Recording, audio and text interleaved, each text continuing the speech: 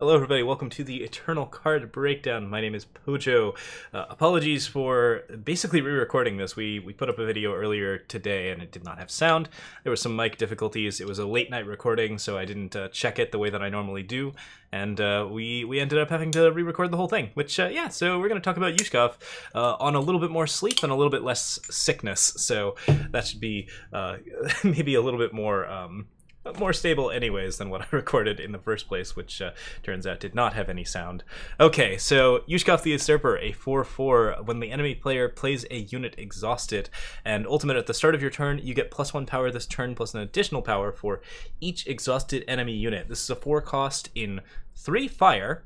Really interesting, aggressive card. I like a lot of things about this card, and I guess what we'll talk about first is sort of the interesting like lore setups that they're doing, and like I keep losing this word, but it's not quite synergy, but like sort of the way that this guy like sort of ties into Coastal as a whole and is a really interesting foil for Svetcha, which is sort of something that I was actually... Yeah, so Svetcha is a card that is a 4/4 bear for 4 in green and blue colors that is basically like, yeah, like Svetcha basically says like, oh, we are a card that shuts down spells and attachments and non-unit cards. And if you want to play those, then we're going to mess you up in some way, and we're going to prevent you from doing these kinds of things. Yushkov is a card in hard red that punishes units in a very similar way. It's something of an inconvenience. It makes it very hard to play units, and it makes it so that you get punished for playing units on the turn that Yushkov is played. His ability is by definition a little bit weaker, just because Eternal is a pretty well-designed game, and one of the things about good design in like card games is that we tend to focus on units and permanent effects, because when you are developing those out, it tends to increase the amount of possibilities in each game and increase the sort of gameplay values. Like, spell-based decks are really fun sometimes, but when they match up against each other too much, you get into like these really weird, awkward situations. So, you know, like typically if you are looking at something that really hardcore shuts down like people playing cards and getting cards out on the board and developing the board, then you have to sort of make sure that it's not like a super powerful effect. And in this case, Yushkov has an effect that is definitely punishing, but it's punishing in a way that really sort of encourages you to develop more and encourages like basically play to continue, even though your opponent might be forced to play units that he doesn't want to play or that they don't want to play. Yeah, so like this is a fascinating card in that aspect. He's also a red Coastal card, which I think sort of positions Coastal as the red, green, blue, or honor wedge. I think that we have like sort of a pretty good establishment of what Coastal is about. They have a lot of like instinct-based cards and a lot of sort of, or not instinct-based cards, but primal-based cards where you are basically dealing with like large bears, you're being very aggressive, you're dealing with sort of primal magics. You have your general sense of honor and duty with like Svetcha and her entire setup where she's like trying to basically like get people to honor their contracts and like has like this whole like air of royalty and progress and all of the stuff that Justice is really about.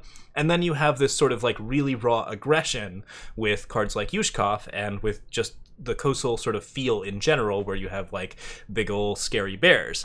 So like now we have like a pretty interesting, like, yeah, I would say that this is definitely where Coastal sort of falls in, and Yushkov has a pretty good like sort of story design. He's a fallen like emperor, or rather like someone who had a claim to the throne of the Coastal, which is the position of OREN, and basically just like ended up not getting it and being somewhat poor. And yeah, so like we have like this whole thing where Yushkov is like really just sort of an angry child, but also like a person who has fought very hard to try to usurp the current OREN and do all of this ridiculous hot nonsense. So yeah, it's a really fascinating fire card. Like story-wise, it's really well done. I think that I really like the way that he is a foil to Svetcha and like does that kind of thing. So yeah, like it's just like pretty cool design overall, and I really like the way that he just sort of contrasts Svetcha in a lot of different ways, like being so very hard red and being like, you know, it's a good example of how to make an opposite without just inverting colors and like doing something basically exactly different. So yeah, but this card does punish units, and it punishes units in a way that you get to basically play like bigger things. It also makes it hard for your opponent to generate blockers on their next turn, because when Yushkov is played, you have two options. One, you can play units, which gives your opponent more power, which means that they can play very, very big aggressive stuff. I think that in terms of what kind of big stuff might end up coming out, this is a good time to be starting to play cards like Waystone Titan, where you have the 6/7 charge ridiculous hot nonsense. It's a good time to be playing like interesting infiltrates and cool like red abilities. It's a good time to be playing basically anything that has charge, because Yushkov really supports charge, and if you have big, really expensive charge units like Soulfire Drake or some other like ridiculous nonsense, then your opponent's gonna have a hard time sort of playing into that. The other thing that you can do is, aside from playing units, is you can remove Yushkov, which does end the threat, but means that you don't get to develop your board any further. So Yushkov does disrupt your board development in a way that actually means that other units on the board are going to be more beneficial. So as a result, Yushkov has support on both ends of the field. He's pretty good with small units, he's pretty good with big units, and you kind of need a mix of both to force your opponent to make hard choices. So I think where Yushkov specifically belongs is in mid-range archetypes, where you have, or aggressive to mid-range archetypes, where you have a decent amount of 2 and 3 drops, you have some stuff that you can actually attack with consistently, and then by playing those threats and then playing Yushkov, you prevent your opponent from playing further blockers. You get to then cast a big spell or do a big thing with Yushkov, or Yushkov gets removed and your other big threats go unanswered. So yeah, this is a card that forces your opponents to make hard choices, and he has an interesting like overall setup. Right now we're playing him in a Skycrag deck. We've tried him out a little bit. He's pretty interesting. He plays very well with stun effects, although you do have to cast the stun effects basically the same turn as you cast Yushkov if you want to have an exhausted unit at the time of whatever is happening. Nonetheless, like, if you do actually like manage to get some exhausted units, that's a big amount of power, and then you can do something really ridiculous. He plays well with like End of Hostilities, Rhyme Scale Draconis. He plays well with Permafrosts and like other interesting like sort of fun stuns. Like we're currently trying him out with Sunken Tower, and that's really great. So yeah, there's definitely some things that we're going to play around with. I'm going to try to build a Big Brother deck at some point. There's going to be, yeah, lots of fun, interesting things to play around with. But yeah, so Yushkov is capable of doing that kind of stuff. He's also pretty good, I think, in Praxis archetypes, where you have big things that you typically want to get to, including the obvious, like, huge 6-drops, Heart of the Vault. You can do, like, Thundering Karasaur and Allhead and all of those, like, big, nasty, scary things. Praxis is always happy to get to those threats sooner, and it's always happy to have more 4-drop threats that can actually be played out and sort of force your opponent to deal with your stuff so that Praxis can get those big, big hits in to prep the opponent for the even bigger stuff that's coming on, because Praxis is all about just sort of never-ending mid-range threats that are all scary enough to be forced to be dealt with in the first couple of turns. So Praxis and Skycrag, both pretty good obvious options. Stonescar-wise, we have a couple of ideas. We just published a list called Grena Friends, which I think is going to be something where Yushkov might actually find a little bit of a setup, because he's a card that at 4 can ramp you to 6, or can frequently ramp you from 5 to 6, or somewhere up a little bit higher than your curve would normally be. So if you're doing like sort of a small amount of units and then you play down a Yushkov and then your opponent has to play like a blocker or something, then maybe you get to play a Jack or a Bad News or something interesting with that. We have a couple of different Stonescar decks based around sacrifices that will probably play Yushkov in, you know, maybe a 1 or 2 of, or maybe a 4 of. We will see exactly what ends up happening.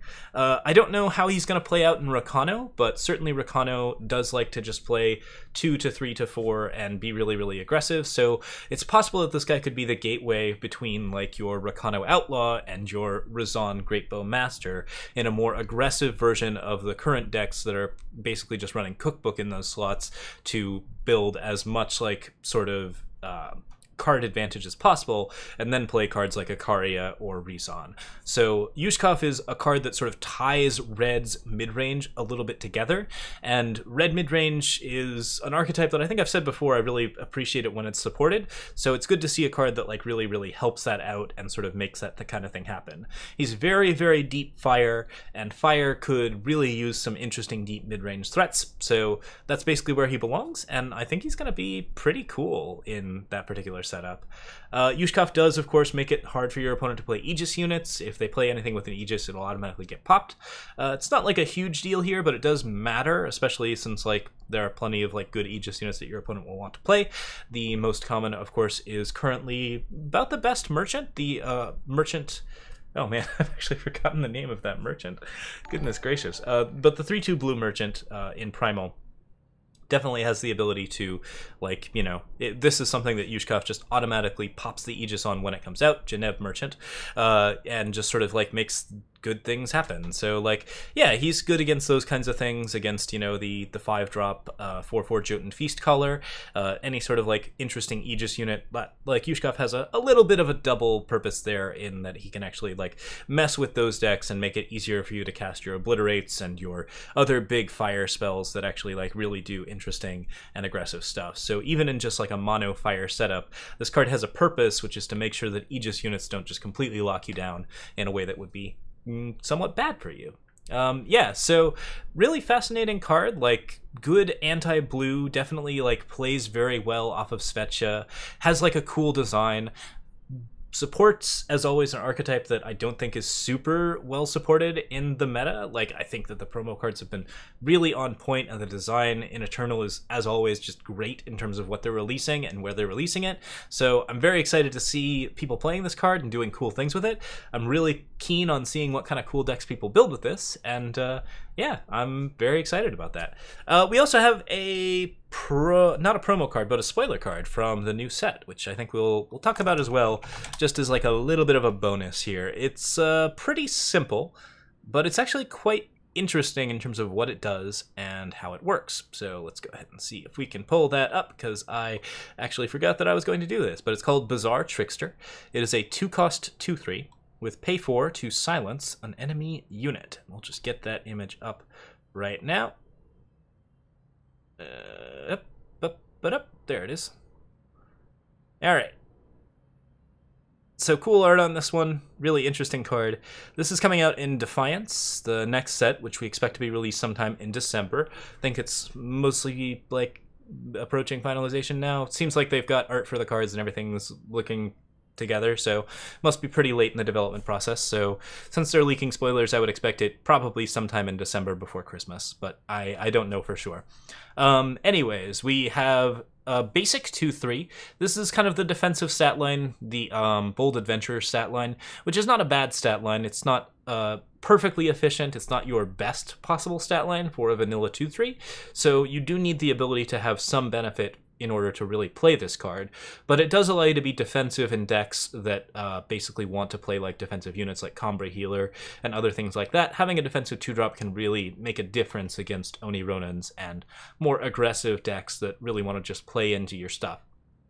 Still, 2/3 is not an amazing stat line. There's a lot of stuff that deals 3 damage at 1 to 2, so basically Bizarre Trickster only stops like the really, really aggressive 2/1s, and most aggressive decks that are, like, most decks where it's that aggressive, they're going to have some cards that actually deal 3 damage or do some other interesting things.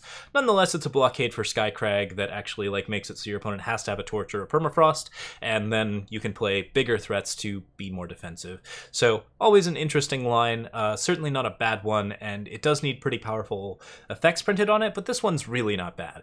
Pay 4 to silence an enemy unit means that you can, of course, pop Aegises. You can then knock cards out of the sky that do anything that is ridiculous. This shuts down flyers really, really well. It makes it very hard for your opponents to play like really, really interesting and aggressive stuff, but the effect is very expensive, so you're going to lose out on board position when you do that. So as a power sink, I think this card is pretty reasonably strong. You get to basically like put your power into a very useful effect that will typically make a lot of difference on the board. This is also a card that really shuts down Void Recursion.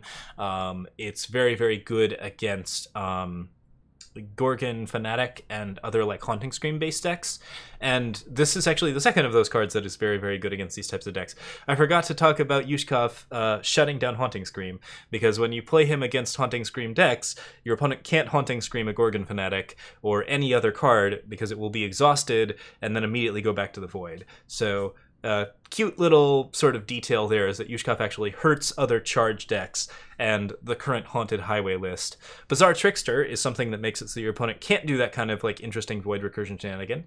It's a tricky silence effect. You know, I'd rank it in the range of like Shush in terms of like cards that you really want to be able to play and do interesting things with, but like overall, like it is, you know, something that is definitely a hate card for particular strategies, particularly the ones that are just really, really focused on like getting out ahead of silence decks.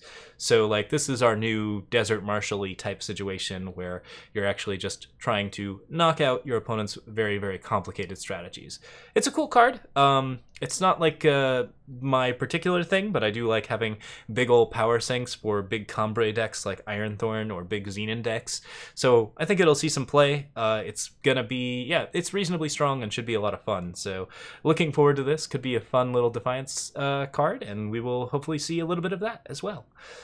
Okay, that's it for the card breakdown for today. So thank you guys so much for watching. To the YouTube folks, we're going to get this video up with sound this time. And to the Twitch folks, let's get back to some games.